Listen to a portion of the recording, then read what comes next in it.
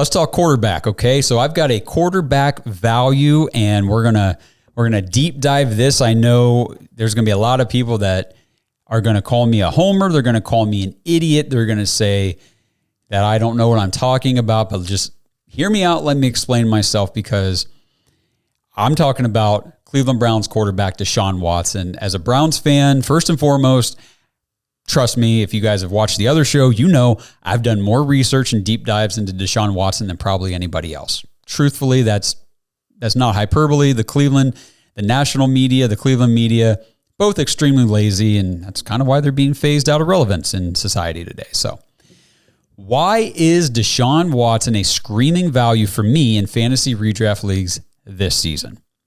Okay, so Deshaun Watson's last fantasy relevant season, yes, it was in 2020. So why do I expect anything different now here going into 2024? Well, for starters, he's 28 years old. He's still super young. Watson was on his way to a fantasy relevant season in 2023, just this past season. Just look at his metrics. Now, obviously, a broken shoulder ended his season early.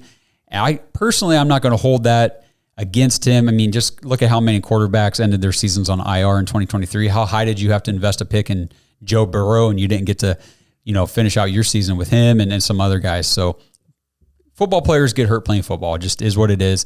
It happens. But in terms of points per game, which is what I like to look at, because that just shows me more of the consistency of a player rather than just the overall finish can be impacted by like having 3 really, really huge, massive games, but the rest of your games you sucked. Well, those games didn't help you win fantasy weeks. So points per game kind of gives you a breakdown on average of, is this guy actually helping my team? In terms of fantasy points per game, Deshaun Watson was averaging 18.32 points per game in 2023. That would be good for quarterback 14, which was right behind Patrick Mahomes. Now think about where you had to invest in your fantasy drafts in order to get Patrick Mahomes on your roster versus what you had to invest to get Deshaun Watson last year. A big disparity in where you had to draft these guys. And their average fantasy score, I know I said that he was, Patrick Mahomes was QB 13, but in terms of points, I don't have the number here, but Deshaun was 18.32. Mahomes was very, very close to that. So they were just neck and neck. They were essentially the same. So where you had to invest in them, drastically different. Deshaun was right behind Mahomes, Justin Fields, Anthony Richardson in points per game, and he finished ahead of Brock Purdy, Jared Goff, and Trevor Lawrence. So every single one of those quarterbacks are going to be drafted ahead of Deshaun Watson, with the exception of maybe Justin Fields. That all depends on how training camp shakes out, in Pittsburgh. Does Fields, honestly, he probably still gets drafted ahead of Deshaun Watson just based on perceived upside with his rushing ability. Now, Deshaun Watson currently has a redraft ADP of QB 24. That is right behind, and this one shocked me, Drake May.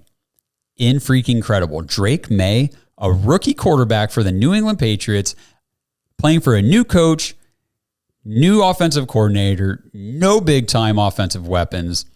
It's been an offense that has made fantasy managers just gag and barf every week since Tom Brady went to Tampa Bay. And Drake May, the rookie leading that garbage offense right now, is going ahead of Deshaun Watson in redraft leagues. If that's the case, you better just slam the value of Deshaun Watson.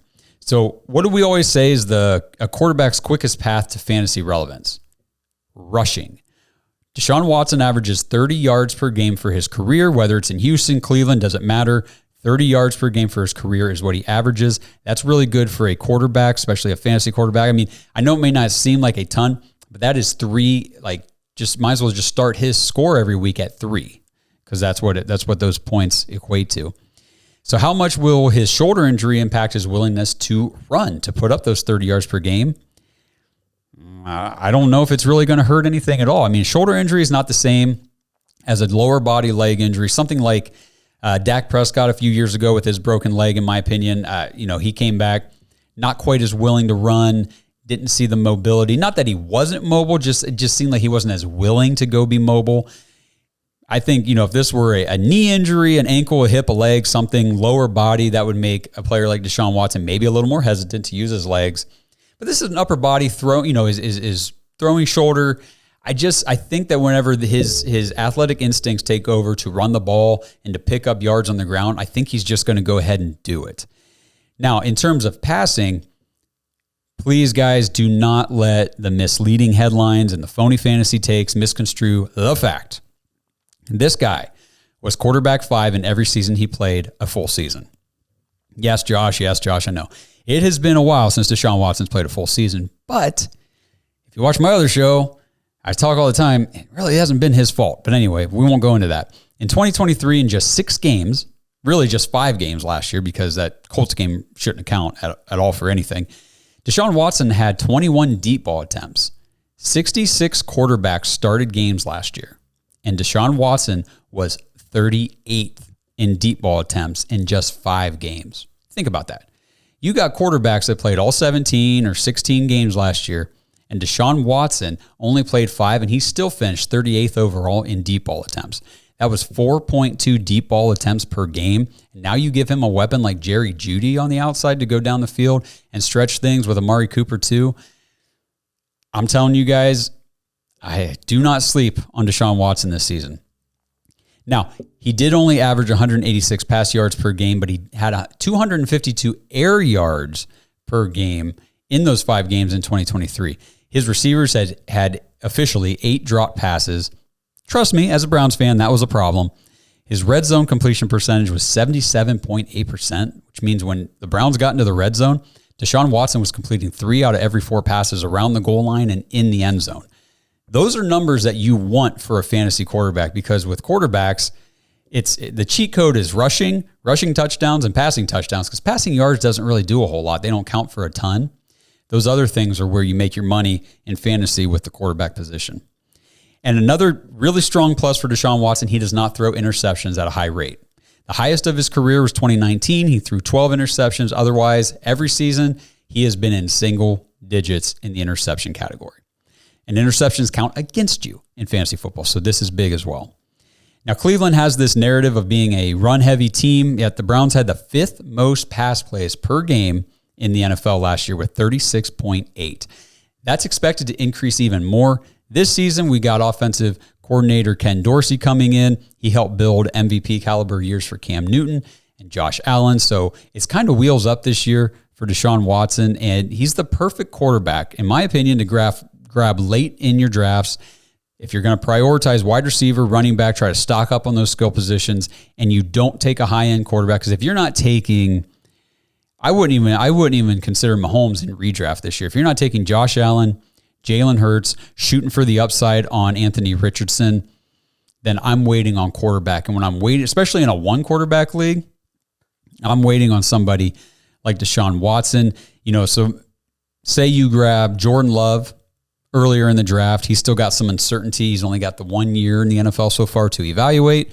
Maybe you waited on quarterback and you grabbed a guy like Jared Goff or Kirk Cousins. Those are really, really good quarterbacks in the NFL, but they give you nada on the rushing side of things for fantasy football. So if you take a guy like Jared Goff or Kirk Cousins, don't be afraid to pair him up with a guy like Deshaun Watson late in the draft. And then don't be surprised when Deshaun Watson turns out to be the guy in your starting quarterback spot pretty much every week. Unless Jared Goff is at home, of course. So the only downside, in my opinion, for Deshaun Watson recent seasons has been his availability. I mentioned it earlier, 2021. I said I wasn't going to get into it, but I forgot I put these in my notes. So we're going to do it real quick. 2021, Texans actively benched Deshaun Watson every week, even though he was at practice every day and all that kind of stuff. Dumbest organizational move ever, but that's what they did. Seriously, talk to Texans fans. We've heard from a ton of them. That's what they say. 2022, he got suspended. I'm not going to go into that, but it was a bunch of bogus. 2023, broken shoulder. Blows. I'll be the first to admit it. Just absolutely sucks that he has not been on the field. But when he is on the field, his talent is not in question, in my opinion. And I mentioned Jerry Jeudy. He's got him. He's still got Amari Cooper. David Njoku broke out last year. We still have Elijah Moore in this offense. Cedric Tillman's going into his 2nd year. The supporting cast is one of the best in the NFL. So take it from me. I, as a Browns fan and as a Browns podcaster and whatever you want, commentator, whatever you want to call us, I firmly expect Deshaun Watson to just shatter expectations this season. And if he fails outside of like another fluke injury situation, it'll be a colossal collapse, which I just don't see happening. For the guy is such a competitor and a fighter, and I just think that to get him as like the back end of a quarterback 2 in your redrafts, do it. Just take it. Because again, if it doesn't pan out, then you just drop him and it doesn't really hurt you too much because you took him late.